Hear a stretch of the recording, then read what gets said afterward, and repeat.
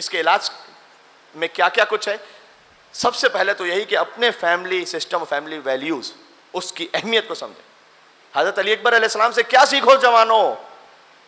کرم نوازی سیکھو، باپ کا ادب سیکھو علی اکبر سے. شہزادہ علی اکبر علیہ السلام فقط شبیہ رسول نہیں ہے، شبیہ پنجتن ہے. میں آپ کو بتاؤں، شبیہ رسول تو سبھی جانتے ہیں، چہرہ رسول اللہ جیسا. خالی چہرہ نہیں تھا، اخلاق بھی رسول اللہ جیسا ہے، یہ امام حسین نے فرمایا. اور علی اکبر ہم نام علی ہیں، علی سے شباہت ہے. امام حسن کی طرح کرم نواز ہیں. دسترخوان امام حسن کی سنت پہنچی ہے شہزادہ علی اکبر تک. جانتے ہیں حضرت علی اکبر علیہ السلام اپنے گھر کی چھت پر آگ روشن کرتے تھے، جو اس بات کا سمبل ہوتا تھا کہ اگر کوئی مہمان گزر رہا ہے تو وہ آئے، یہاں پر اس کے لیے دسترخوان کھلا ہوا ہے. کرم نواز شہزادہ علی اکبر. اور حسین کے تو ہیں ہی بیٹے. سیدہ سے جانتے ہو کیا نسبت ہے؟ سیدہ کا سن پہنچا ہے علی اکبر تک، 18 برس. شبیہ پنجتن. جوانوں میں آپ سے کہہ رہا ہوں، مولا علیہ السلام نے فرمایا کہ نشہ فقط ایک نہیں ہوتا، شراب کا نشہ نہیں ہوتا خالی. نشہ مولانا کا 4 طرح کا ہوتا ہے. اور جو 4 طرح کے نشے میں شراب کا نشہ تو کہا ہی نہیں، اس لیے کہ تو وہ آبویس ہے، اس کو امام نے بیان ڈسکس ہی نہیں کیا. امام نے کہا نشہ 4 طرح کا ہے، اور اس نشے میں اللہ نہ کرے ہم میں سے کہیں نہ کہیں کوئی مبتلا ہو سکتا ہے، مجھ سمیت. میں آپ کو حدیث سنا رہا ہوں. امام نے فرمایا نشہ پہلا ہے مال کا. مال کا ایک نشہ ہے، وہ ہے نشہ. دوسرا امام نے فرمایا شہرت کا نشہ. یہ ساری اب تو یہ ممبر تک جنگ آ گئی، یا مثال کے طور پر یہ ڈیبیٹ آ گئی، یا مسابقت آ گئی، کس کے لائکس کتنے، کس کے ویوز کتنے، کس کے پتہ نہیں کیا کتنے. یہ بھی شہرت کا نشہ نا، ہے شہرت کا نشہ.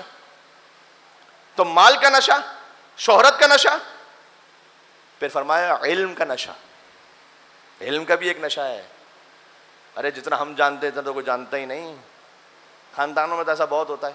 وہاں صاحب الحمدللہ ہم بڑے دیندار پڑھے لکھے، باقی ہمارے ہیں نہیں کوئی ایسے، یعنی باقی سارے گئے گزرے ہیں، ہم ہی ہیں بس. تو ایک ہے علم کا نشہ، دوسرا امام نے فرمایا جوانی کا نشہ. پھر اتنا خوبصورت میرے مولا نے فرمایا کہ عقل مند انسان وہ ہے کہ جو اپنے آپ کو ان 4 نشوں سے بچا لے. یہ اس کی نصیحت ہے جو خود کائنات کا سب سے بڑا عقل مند انسان ہے. علی ابن ابی طالب علیہ الصلوۃ والسلام. مل کے حیدری صلوات بھیجے گا محمد و آل محمد پر. اللہم صل علی.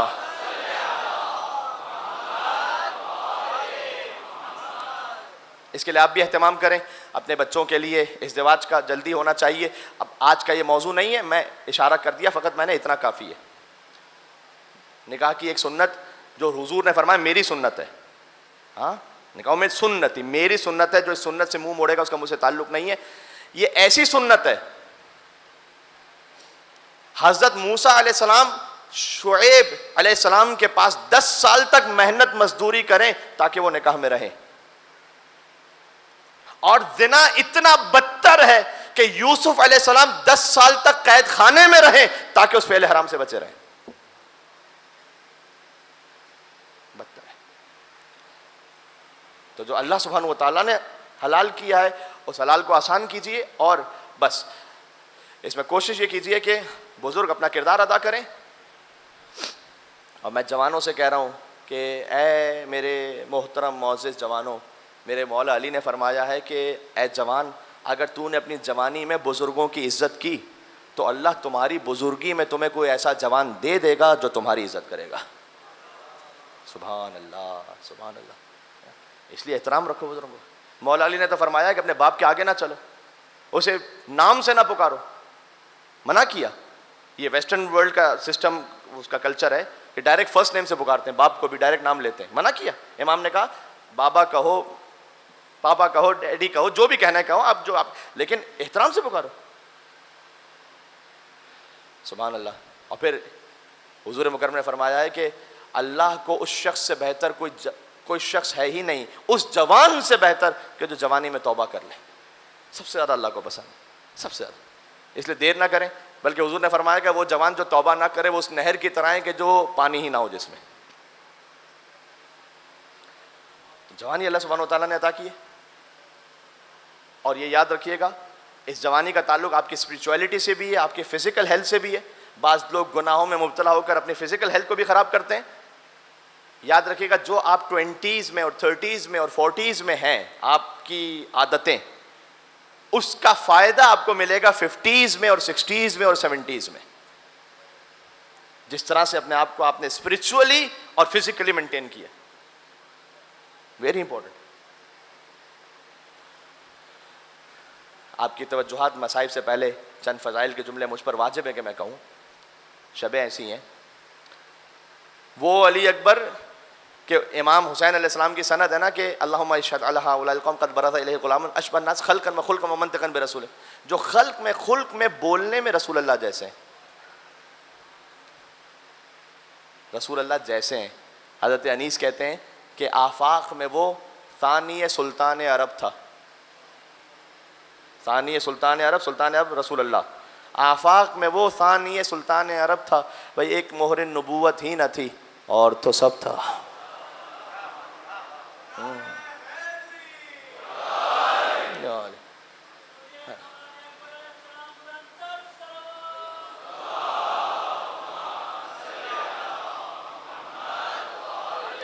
ایک غلو اور تقصیر کے معاملے کو بھی کوئی غالی کوئی مقصر, یہ بھی ایک جنگ چھڑ بیٹھتی ہے نا اکثر ہی کہیں. آج کل تو روز صبح کو فیس بک یا واٹس ایپ کھولیے تو ایک نیا ہی میدان جنگ لگا ہوا ہوتا ہے.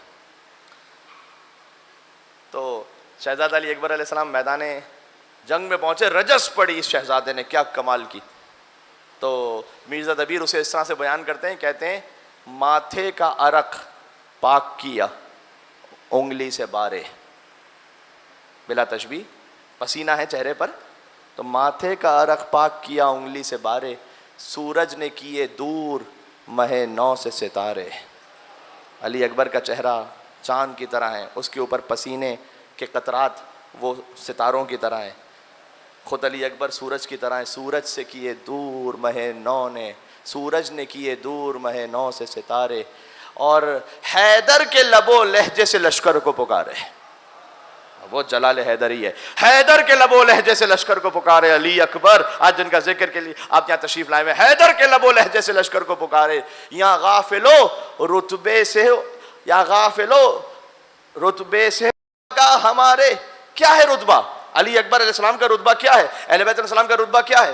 کچھ خدائی سے جوڑنا ہے, کچھ نعوذ باللہ دوسروں کو ان کے ساتھ جوڑنا ہے. کیا ہے رتبہ؟ فرمایا اللہ کے بندے ہیں, ہم اللہ نہیں ہیں. ہے میرے ساتھ آپ؟ آخری جہاں تک میری آواز جا رہی ہے, اللہ کے بندے ہیں ہم اللہ نہیں ہیں. لیکن کون سے بندے؟ اللہ کے بندے ہیں ہم اللہ نہیں ہیں, بندے مگر اس طرح کے واللہ نہیں ہیں.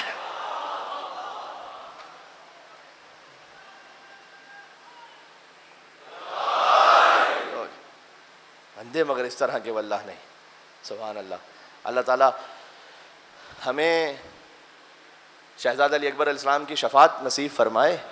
یا میں اس لیے خاص دعا کر رہا ہوں کہ آیت اللہ کوہستانی نے ایک جملہ کہا تھا کہ حسین کے علی اکبر میدان محشر میں اتنی شفاعت کریں گے کہ امام حسین کی شفاعت کی نوبت ہی نہیں آئے گی. ہائے ہائے ہائے ہائے ہائے, کیا حسین کا جوان ہے. ہاں مل کے صلوات بھیجے گا. اللہ